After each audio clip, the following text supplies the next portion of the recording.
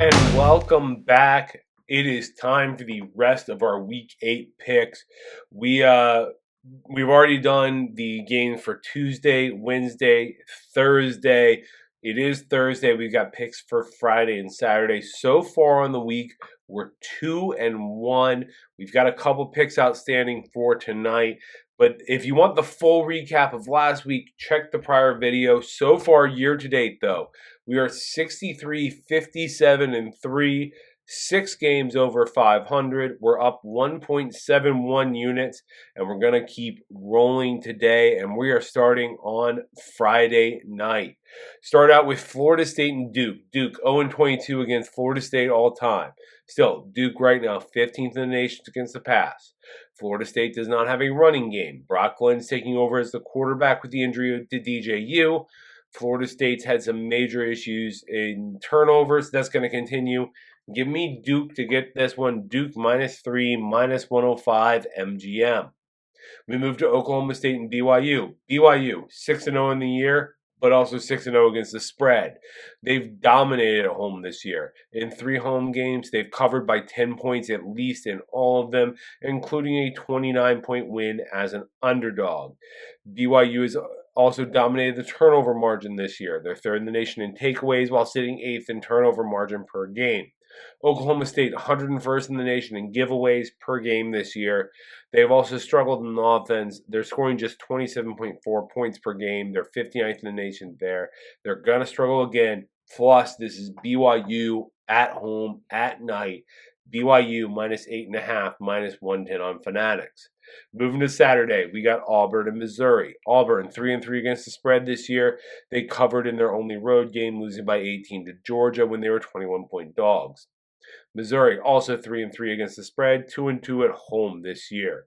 Still, Auburn struggled heavily on offense this year. They're scoring just 21.4 points per game, 97th in the nation. Further, 73rd in the nation in third down conversion. Meanwhile, Missouri 15th in the nation in opponent points per game, 9th in defensive third down conversions. Missouri rebounded by that loss in Texas A&M.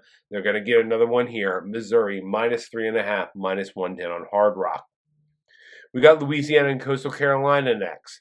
When Coastal Carolina scored 21 or more points, the over is 4-0. When they've not, it's 0-2. Meanwhile, when Louisiana has given up 21 points, the over is 2-1 this year. Coastal Carolina scoring 31.8 points per game this year, 34th in the nation. Louisiana giving up 25.2 points per game, 63rd in the nation. Louisiana scoring 33 points per game. Coastal Carolina defense has struggled. Louisiana, 31st in the nation in red zone scoring offense, 126th in the nation in defense in the red zone. They do not have a defensive red zone stop this year. Coastal Carolina scored on 90% of their red zone trips. They're also allowing points in 94.74% of their trips this year. This is just a ton of points. Take the over. Louisiana, Coastal Carolina, over 56.5, -110 Fanatics. Wisconsin and Northwestern is next. Wisconsin improved as of late. They're 2-4 against the spread, but covered in their last 2. Offensive has improved as too. The over's hitting much more often. They've hit in each of the last 4 Wisconsin games. Northwestern, 2-4 against the spread this year, but they also covered last time out. Still, Northwestern offense has improved with their quarterback change. The over is hit in the last 2 as well. They're 3-3 overall in the over. Northwestern struggled on the pass defense this year, while Wisconsin's been solid overall passing the ball and improving with lock-in at quarterback. The total's too low here. Take the over in Wisconsin Northwestern, over 41, -108 on Bet Rivers. We go to UCLA and Rutgers next. UCLA traveling cross-country for a noon kickoff Eastern. That is 9 a.m. for them. In the last 40 games, when a team travels over 2 time zones, they are 16-24 against the spread. Rutgers, bad last time out, but the line difference on both sides of the ball makes Rutgers the better team. UCLA will not get a push on offense or defense. Take Rutgers. Rutgers, -4, -110 on Fanatics. Moving on, we got a Michigan MAC action right here. It's Central Michigan and Eastern Michigan. Central Michigan struggled against the run this year. Eastern Michigan has been great on the ground this year. They're running for over 150 yards a game while running the ball almost 43 times a game, 14th in the nation. Central Michigan, 2-4 against the spread this year, 1-4 against FBS opponents. Eastern Michigan, 5-1 against the spread. They're 1-0 when they're a favorite. They rebound from a rough loss last week, win with ease. Eastern Michigan, -3, -110, Hard Rock. Moving to Tulsa and Temple. Both teams struggled heavily this year. Tulsa scoring just 16.8 points per game, giving up 38.8. Temple scoring 18.8, giving up 36. Tulsa 2-4 against the spread, 2-3 as an underdog. Temple 3-3 against the spread. They have not been favored this year.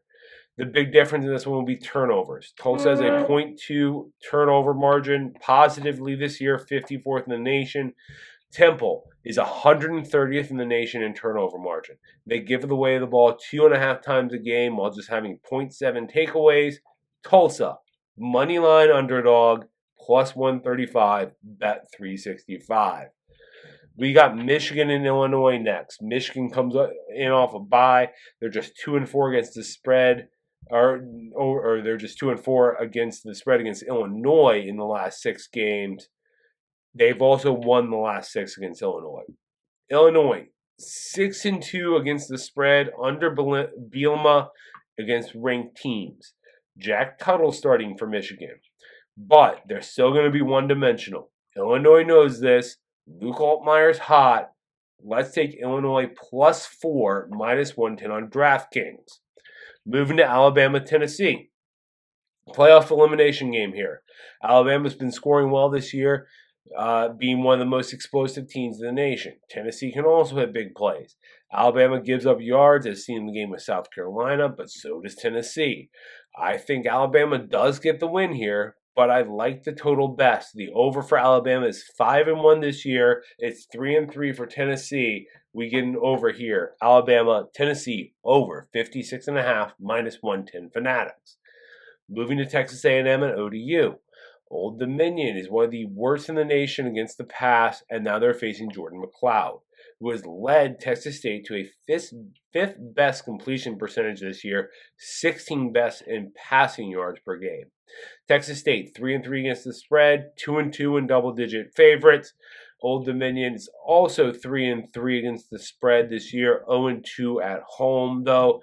Texas State passing attacks the difference. Texas State -9.5, -110 on Fanatics.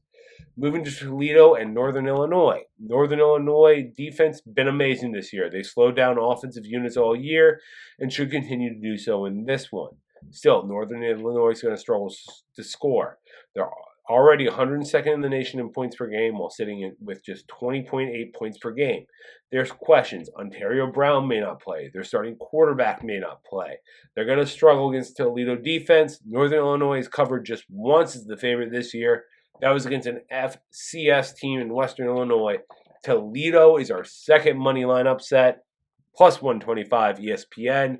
UAB USF is next. UAB struggled this year, but they're also 2-4 against the spread. USF just 3-3 against the spread. Still, pass defense for USF is a major issue. UAB showed dedication to the passing game last week. It didn't work great, but it was okay with Kidna in at quarterback. UAB +13.5, +105 MGM. We got North Texas and Memphis. North Texas offense has been great this year. They're 7th in the nation in points per game, 3rd in the nation in yards per game. While Memphis does have a good defense, they showed weakness against Navy. North Texas has almost identical offensive numbers as Navy this year. Give me North Texas +12.5, -115 MGM. Finally, Georgia and Texas. Texas has been great this year. They've won every game by nearly 20 points. They dominate Michigan and Oklahoma. They still have a talent advantage.